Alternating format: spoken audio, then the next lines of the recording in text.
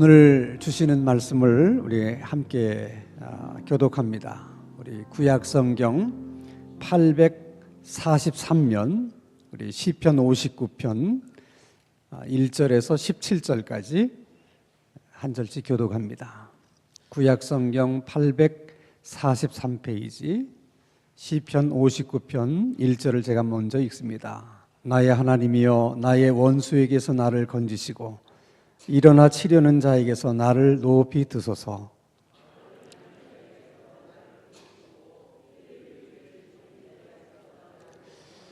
그들이 나의 생명을 해하려고 엎드려 기다리고 강한 자들이 모여 나를 치려하오니 여호와여, 이는 나의 잘못으로 말미암음이 아니요 나의 죄로 말미암도 아니로소이다.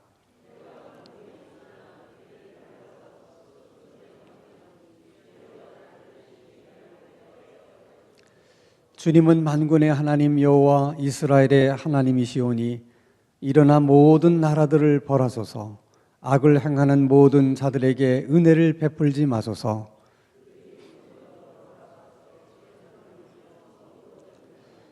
그들의 입으로는 악을 토하며 그들의 입술에는 칼이 있어 이르기를 누가 들으리오 하나이다.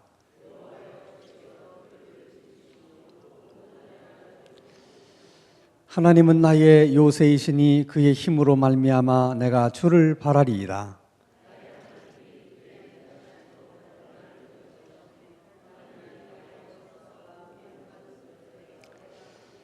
그들을 죽이지 마옵소서. 나의 백성이 잊을까 하나이다.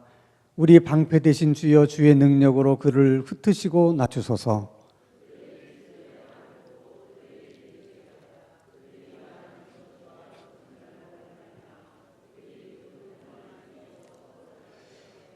진노하심으로 소멸하시되 없어지기까지 소멸하사 하나님이 야곱 중에서 다스리심을 땅 끝까지 알게 하소서.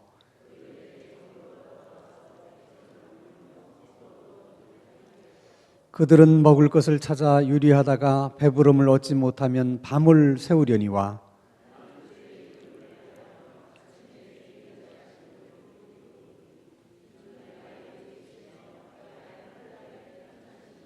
17절 다 함께.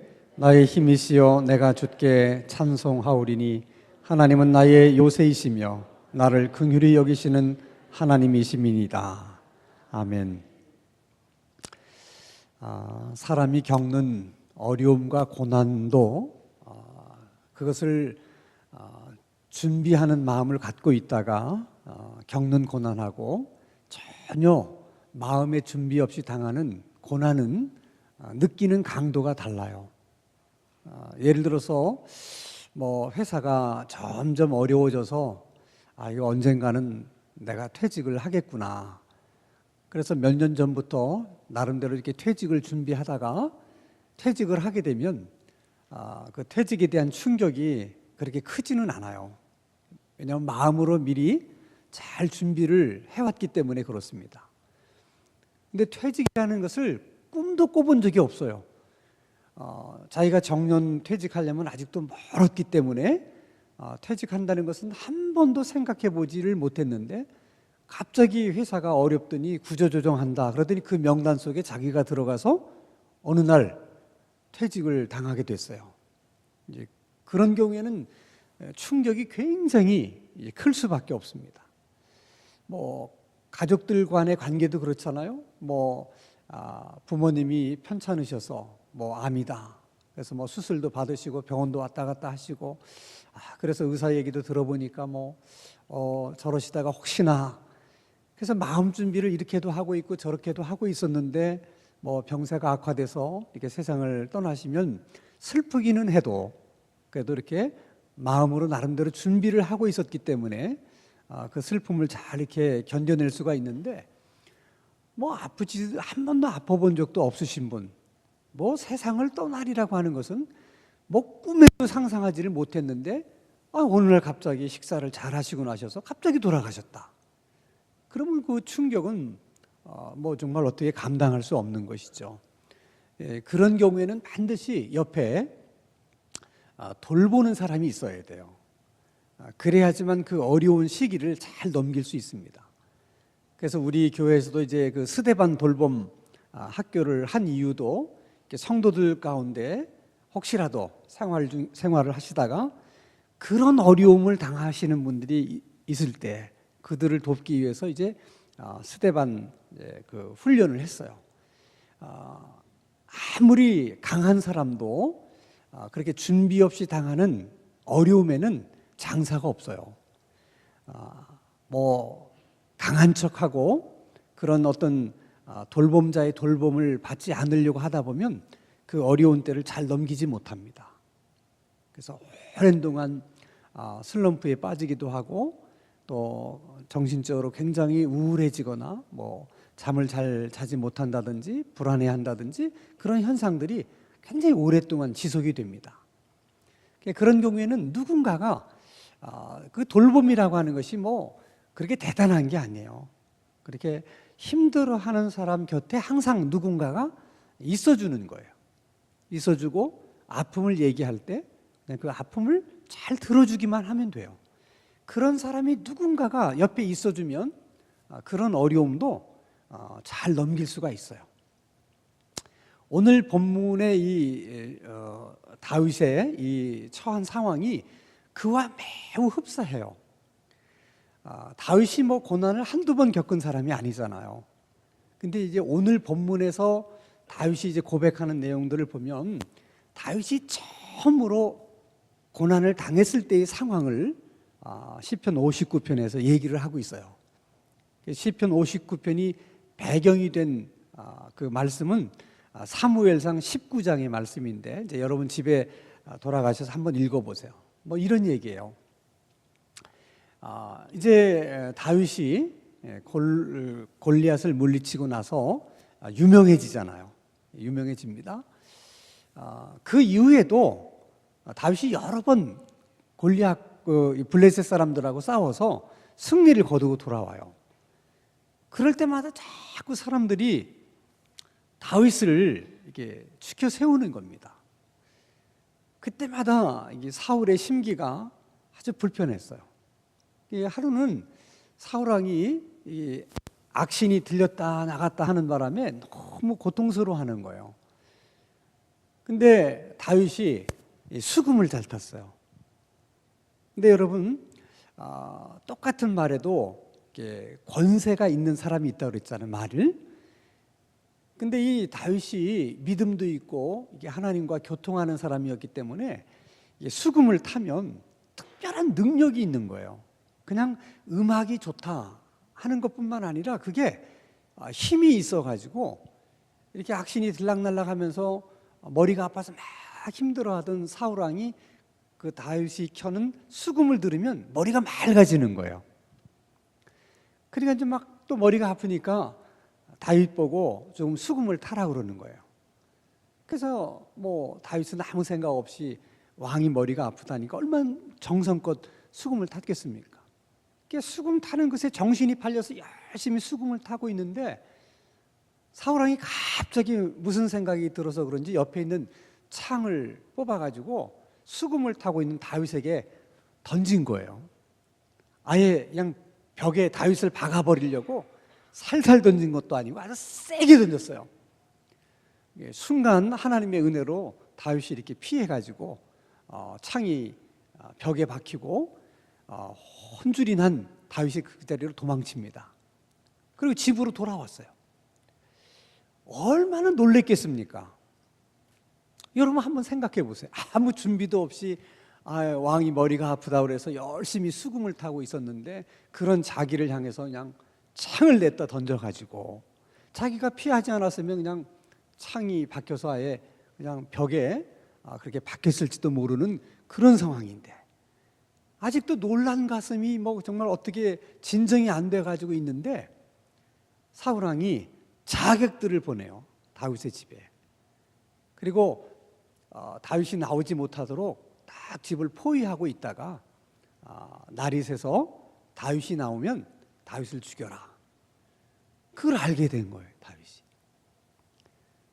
그래서 다윗의 부인이었던 미갈이 다윗을 몰래 창문 밖으로 이렇게 살려보냅니다.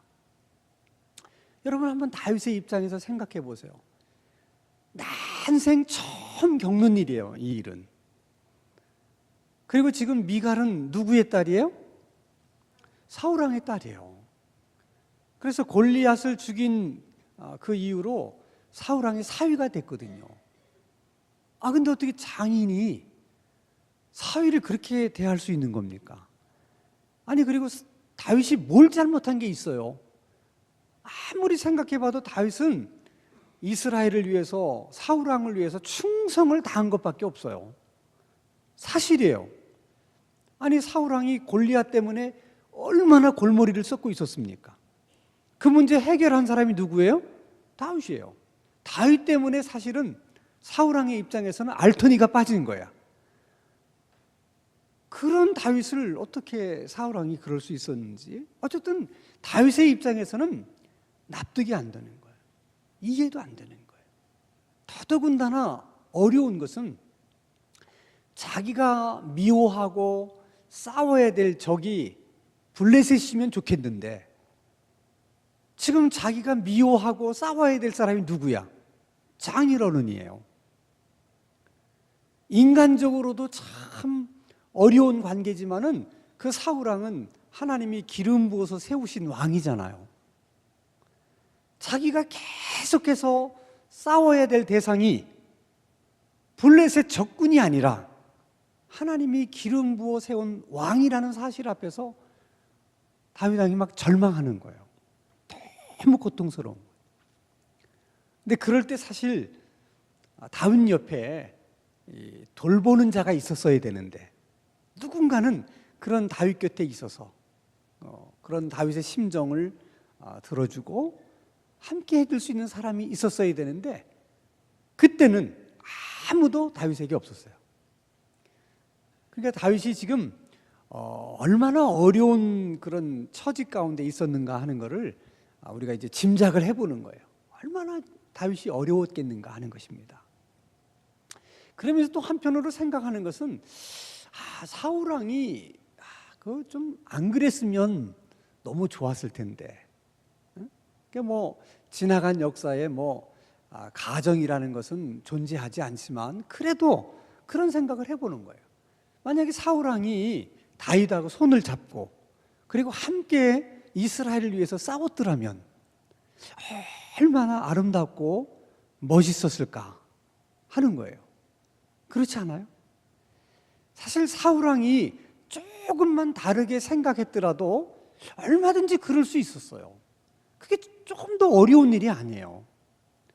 여러분, 이스라엘을 위해서 하나님이 자기를 왕으로 삼아주신 것도 감사하지만 그 이스라엘을 위해서 자기보다 더 뛰어난 사람을 또 하나님이 세워주신다고 하는 것은 얼마나 감사한 일이에요. 어떻게 하나님이 자기만 세워줄 수 있어요? 자기도 정말 보잘것없는 자기를 하나님께 세워주셨는데 얼마든지 하나님이 또 다른 사람을 세우실 수도 있는 거잖아요. 그렇게만 생각했더라도. 그리고 여러분, 사울 왕이 자기가 무슨 고시 공부해서 왕이 됐어요?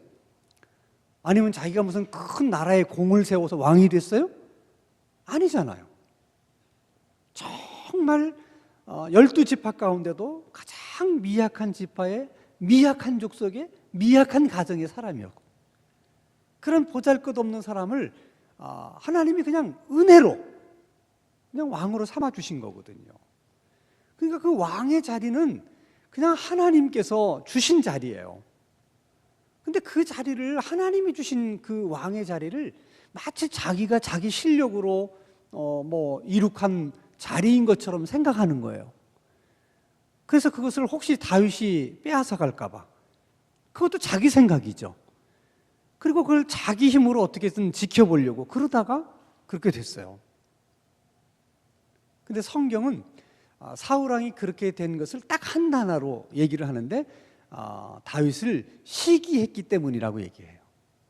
그러니까 시기한다는 게 그렇게 무서운 거예요, 여러분.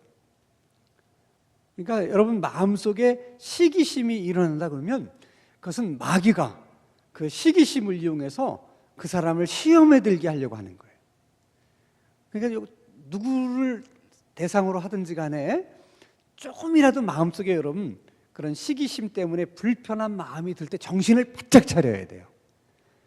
그때 여러분이 정신을 바짝 안 차리면 그 시기심이 결국 여러분을 잡아먹습니다. 한순간에 사람을 무너뜨리는 것이 시기심이에요. 그러니까 항상 여러분들이 시기심이 일어날 때는 생각을 좀 다른 관점에서 그렇게 해보는 게 필요해요. 내가 왜 저 사람 때문에 시기심이 일어나는가 하는 것을 냉정하게 한번 생각해 보세요. 그리고 내 자신이 여기까지 있기까지 이게 내 힘으로 여기까지 온 것인지 하나님의 은혜인지 이런 것도 여러분 냉정하게 생각해 보셔야 돼요.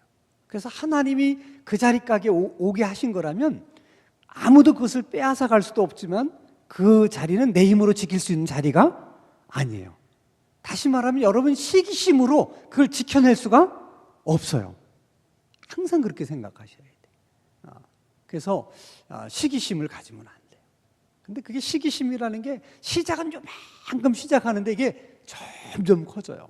거기 한번 잡히면 이상해져요, 사람이. 절대 시기심을 가지면 안 돼. 우리 신당 중앙교회 옆에도 다른 교회들이 많이 있어요. 그 교회들이 막 성장하고 부흥하면 어떨까요? 네? 그럼 어때요? 여러분 마음이 좋아야 돼요. 네? 여러분 한번 생각해 보세요. 큰 틀에서 보면 다 하나님의 교회들인데 그 주님의 교회가 어느 교회든 교회가 잘 성장하고 건강하게 부흥하면 누가 좋아하시겠어요? 하나님이 좋아하시고 교회의 주인이신 주님이 얼마나 좋아하겠어요? 그러면 주님이 좋아하면 그 좋아하는 것이 우리의 좋아하는 것이 되어야지. 주님의 기쁨이 곧 내 기쁨이 되어야지. 왜 주님은 기뻐하는데 우리는 안 기쁜 겁니까? 그게 시기심이에요. 그게 여러분 얼마나 무서운 것인가를 아셔야 돼. 아니 왜 주님이 기뻐하는데 우리는 기뻐하지 못하는 거예요? 그게 우리 중심이기 때문에 그런 거예요. 절대로 여러분 그런 마음을 가지시면 안 돼. 그것은 여러분 이웃 가정들도 마찬가지예요. 여러분 앞집 사람이 잘 됐다 감사해야 돼요. 옆집이 잘 됐다 감사해야 돼요. 여러분 친구가 잘 됐다 감사해야 돼요. 다 감사할 일이에요. 조금 더 여러분 그런 일로 시기심을 가지지 마세요. 어른분들은 초등학교 동창회라든지 고등학교 동창회 가면 꼭 시험 들어서 오시는 분들이 계시대. 동창들 만나고 나서 이제 시험 드는 거죠. 그럴 필요 없어요, 여러분. 내 친구가 내 동창이 잘 됐으면 얼마나 좋은 거예요. 그래 안 그래? 사람 심리가 이상하잖아요. 아무도 나 모르는 사람이 잘 되는 건 아무렇지도 않은데 내가 잘하는 친구가 잘 되는 거는 싫은 거냐 말이에요. 오히려 내가 모르는 사람이 잘 된 건 나하고 아무 상관이 없지만 내 친구가 잘 된 건 얼마나 좋아. 내 친구인데. 그렇게 생각하셔야 돼요. 이제 그게 잘 안 되면 기도밖에 없어요. 기도해서 자꾸 우리의 심성을, 마음을 그렇게 자꾸 만들어 가야 돼. 자, 어쨌든 여러분, 다윗은 정말 마음으로 한 번도 그런 고난을 겪을 거라고 준비하지도 않았는데 그런 고난이 찾아왔어요. 돌보는 자도 없어요. 그래서 다윗이 할 수 있었던 게 뭐냐? 하나님 앞에 기도하는 거예요. 그래서 하나님 앞에 기도해요. 기도하는 내용들을 여러분 쭉 보면 다윗이 시인이어서 그런지 모르지만 굉장히 기도가 아름다우면서도 굉장히 조직적이에요. 마구잡이로 기도하는 게 아니에요. 내용이 분명해요. 하나님 앞에 기도하는데 뭐라고 기도하느냐?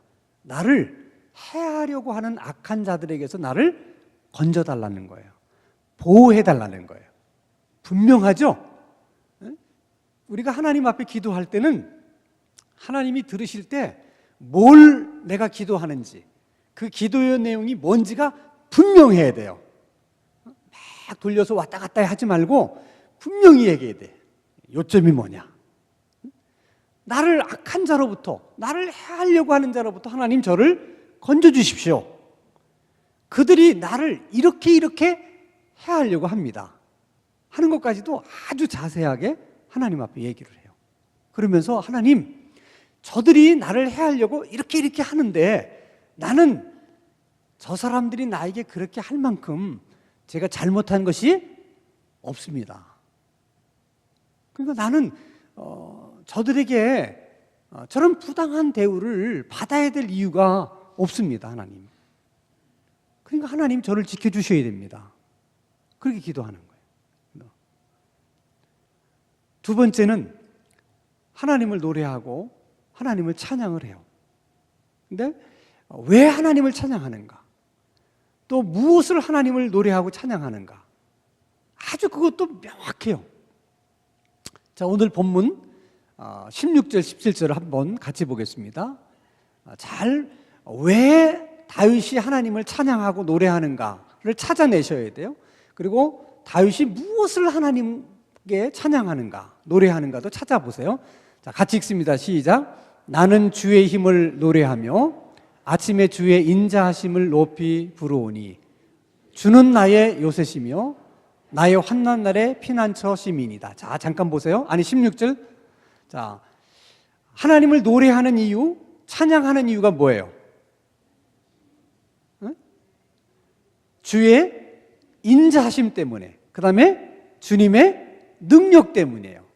주님의 능력 때문에 내가 하나님을 높이고 찬양한다. 그런데 그 능력이 어떤 능력이에요? 나를 환난 날에 구원해 주시고 보호해 주시는 능력이라는 거예요. 17절입니다. 또 같이 읽습니다. 시작. 나의 힘이시여 내가 주께 찬송하오리니 하나님은 나의 요새시며 나를 긍휼히 여기시는 하나님이십니다. 찬송하는 이유가 뭡니까?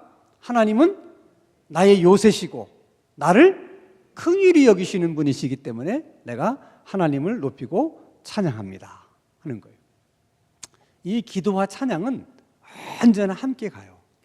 깊은 기도 가운데 들어가면 그 다음에 기도가 뭘로 바뀌느냐면 찬양으로 바뀌어요. 찬양으로 바뀝니다.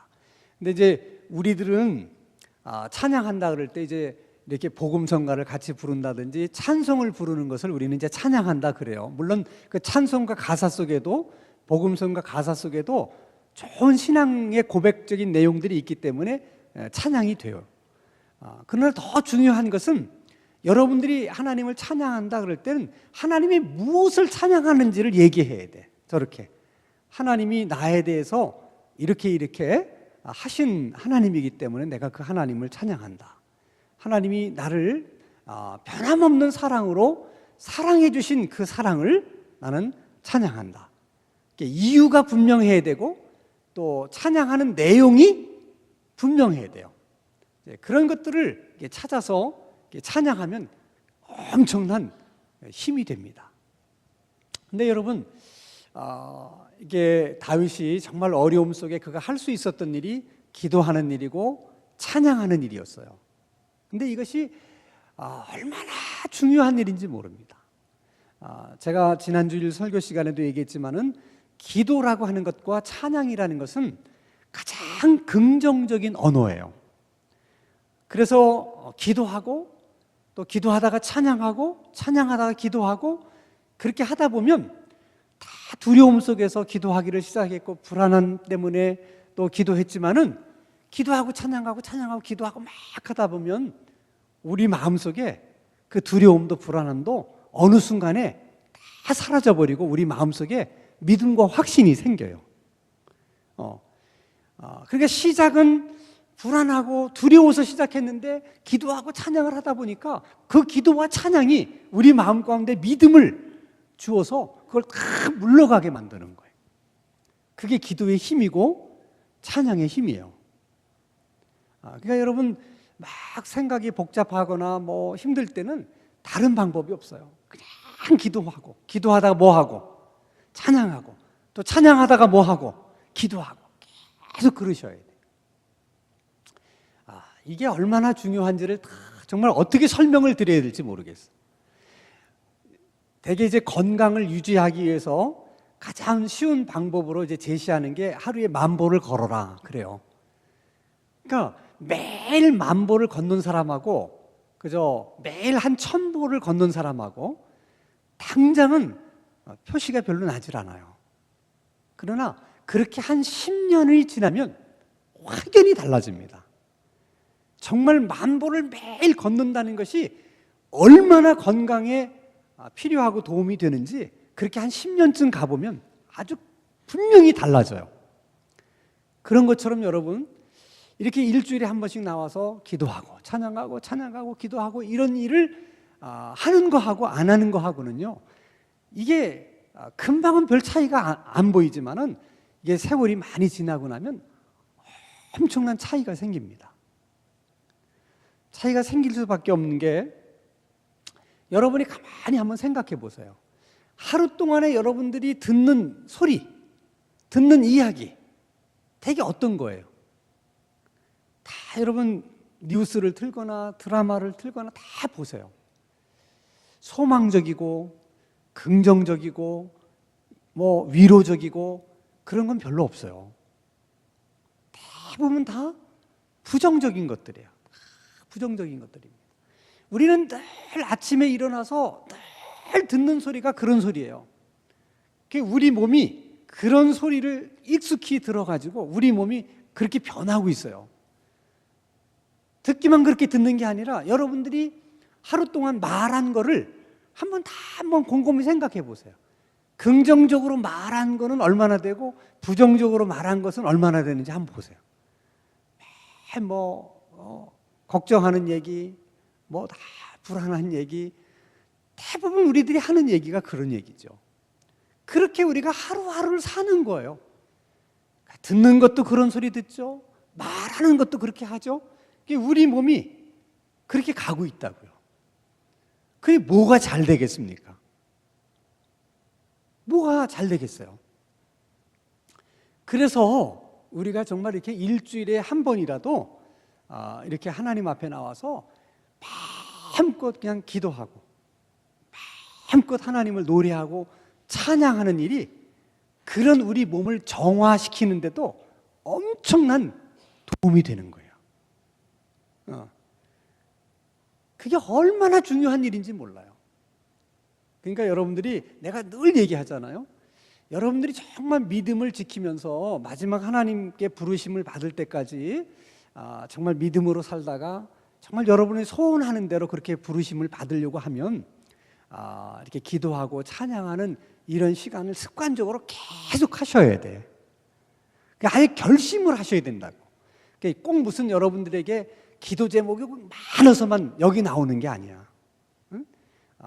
우리가 늘 듣는 소리나 말하는 것이 다 이렇기 때문에 내가 일주일에 한 번이라도 하나님의 전에 가서 마음껏 내가 기도하고 또 마음껏 내 입술로 하나님을 노래하고 이렇게 하면서 우리의 마음도 우리의 몸도 이렇게 정화시켜 나가야 되겠다.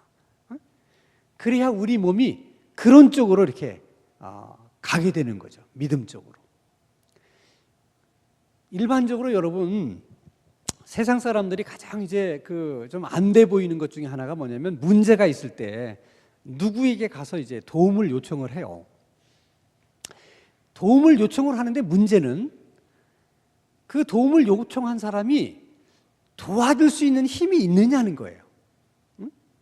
근데 어떤 경우는 도와줄 수 있는 힘은 있는데 그 사람이 나를 도와줄 의사가 없는 경우가 있어요. 그런 사람한테 매번 찾아가서 해봐야 소용이 있어요, 없어요? 없어. 또 어떤 사람은 나를 도와줄 마음은 많아요. 근데 정작 나를 도와줄 힘은 또 없어요. 그 사람한테 가서 얘기해봐야 또 소용이 있어요, 없어요? 없어. 최악의 경우는 도와줄 힘도 없는데 도와줄 마음도 없어. 근데 그런 사람한테 가서 도와달라고 그러는 거야. 그런 경우들도 얼마나 많은지 몰라요. 너무너무 답답한 거야. 근데 다윗이 고백한 것처럼 하나님은 나를 긍휼히 여기시는 분이고 나를 도우실 수 있는 분이고 또 그렇게 할 수 있는 힘이 능력이 있으신 분이라는 거예요. 그러니까 하나님은 나를 도와줄 수 있는 능력도 있고 나를 도와줄 마음도 있어요. 그러니까 그 하나님 앞에 가서 구하는 것이 그게 얼마나 은혜냐는 거야. 그럼 뒤집어서 하나님은 우리를 도와줄 능력도 있고 도와줄 마음도 있는데 근데 정작 하나님 앞에 와서는 도와달라는 얘기를 안 해. 그러면 하나님의 입장에서는 그런 사람을 어떻게 이해를 해야 돼? 한번 여러분이 얘기를 해보세요. 정말 도와줄 수 있는 능력도 있고 도와줄 마음도 있는 하나님에게 와서는 도와달라는 얘기는 안 하고 도와줄 힘도 없고 도와줄 마음도 없는 사람에게 찾아가서는 도와달라고 그러고 도와줄 힘은 있지만 마음 없는 사람 찾아가서 도와달라고 그러고 마음은 있지만 힘도 없는 사람 찾아가서 도와달라고 그러고 우리는 그 일은 열심히 하면서 정작 왜 도와줄 힘도 있고 도와줄 마음도 있는 하나님에게 와서는 도와달라는 얘기를 안 하냐는 거야. 그러니까 하나님이 보실 때 그런 사람은 한마디로 믿음이 없는 거야. 하나님에 대한 믿음이 없는 거야. 무슨 믿음이 없어? 하나님은 나를 도와줄 마음이 없다고 생각하거나 하나님은 나를 도와줄 수 있는 능력이 없다고 생각하거나 그렇기 때문에 하나님한테 안 구하는 거예요. 그러니까 여러분 믿음은 피상적인 게 아니에요. 기분적으로 믿음이 있다 없다가 아니에요. 기도는 믿음이 있어야만 기도할 수 있는 것이고 기도한다는 자체가 믿음이 있다는 증거예요. 그러니까 여러분 우리가 기도할 수 있다는 게 얼마나 자랑스러운 거야. 이게 얼마나 또 큰 은혜인가 하는 걸 아셔야 돼. 어쨌든 여러분 다윗의 입장에서 이럴 수도 없고 저럴 수 없는 그런 상황 속에서 다윗이 하나님 앞에 기도해요. 그랬더니 정말 세상은 다윗을 버린 것처럼 그렇게 다윗에게 했지만은 하나님은 기도하는 다윗을 영접을 하십니다. 그래서 사람의 눈으로 보면 정말 다윗은 실패한 사람같이 보이고 정말 완전히 인생 망친 사람같이 보였는데 그렇지 않아요. 바로 오늘 본문 이 사건을 시작으로 하나님이 다윗을 광야 학교로 이렇게 들어가게 하십니다. 그리고 계속해서 하나님이 이제 그 광야 학교에서 다윗을 단련시키고 훈련을 시켜요. 그게 사울왕과의 차이예요. 사울왕이 실패해서 가장 큰 이유, 그는 광야 학교라는 훈련을 받아보지 못해서 그러는 거예요. 그래서 하나님이 어쩌면 다윗이 사울왕처럼 되게 하지 않으시려고 다윗을 광야 학교로 인도하셔서 그를 계속해서 훈련을 시킵니다. 훈련을. 광야 학교라고 하는 것은 이스라엘 백성들이 이제 광야 40년을 지날 때 받은 훈련인데 그들이 광야를 지나면서 40년 동안 오직 한 과목, 한 가지만을 배워요. 그건 뭐냐면 하나님만 바라보고 하나님만 의지하는 거예요. 그걸 몇 년 동안 반복해서 배운다고요? 40년 동안. 그렇게 하나님만 바라보는 것이 그렇게 어려운 일이에요. 하나님만 의지한다는 것이 그렇게 어려운 일이에요. 그래서 그 한 과목을 계속 반복해서 배우는데 몇 년 걸렸다고? 40년 걸렸다. 다윗도 그 광야 학교에 하나님께서 입학을 시키셔서 계속 하나님만 바라보게 하시고 하나님만 의지하게 하세요. 그 훈련을. 근데 그게 하나님이 이스라엘 백성들만 그렇게 하시는 것이 아니고 다윗에게만 그렇게 하시는 게 아니라 오늘 우리들 가운데도 그렇게 하신다는 거예요. 그래서 사람의 눈으로 보면 안 돼 보여요. 정말 사람의 눈으로 보면 인생이 좀 그런 것 같아. 그건 사람이 보는 시각이에요. 어쩌면 그 사람도 하나님께서 광야 학교로 인도하셔서 이렇게 훈련을 시키는지 몰라요. 그러면 광야 학교에 들어간 사람은 하나님이 가르치는 과목이 한 가지니까 뭐라고 그랬어요? 그 과목이 하나님만 바라보고 하나님만 의지하는 훈련을 계속 시키는 거예요. 그러니까 뭘 배워야 돼? 모든 사건을 통해서 뭘 배워야 돼? 하나님을 바라보고 그리고 하나님만 의지하고 그것을 계속해서 모든 사건에서 그것을 훈련하셔야 돼. 그걸 위해서 필요한 게 뭐냐면 기도하는 일과 찬양하는 일이에요. 그러니까 기도와 찬양은 하나님만 바라보게 만들어.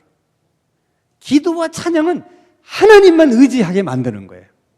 그러니까 기도하고 찬양하고 찬양하다가 기도하고 기도하다가 찬양하고, 그래서 정말 하나님만을 바라보게 되고 하나님만을 의지하게 되면 그때 그에게 하나님의 능력이 임하는 거예요. 그러니까 우리들 가운데도 혹시 광야 학교에 들어가서 그렇게 훈련을 받으시는 분이 있다면 자꾸 다른 사람들하고 비교하면서 낙심하지 말고 그 과목을 잘 이수를 하세요. 모든 사건에서 나는 하나님만 바라보겠다. 나는 하나님만 의지하겠다. 그리고 나는 기도하고 찬양하고 찬양하고 기도하고 찬양하고 난 이것만 하겠다. 그렇게 하셔서 광야 학교를 잘 마치셔서 하나님의 능력이 여러분 가운데 임하셔서 여러분들이 정말 하나님 앞에 크게 쓰임받는 하나님의 종들이 되시기를 주님의 이름으로 축원합니다.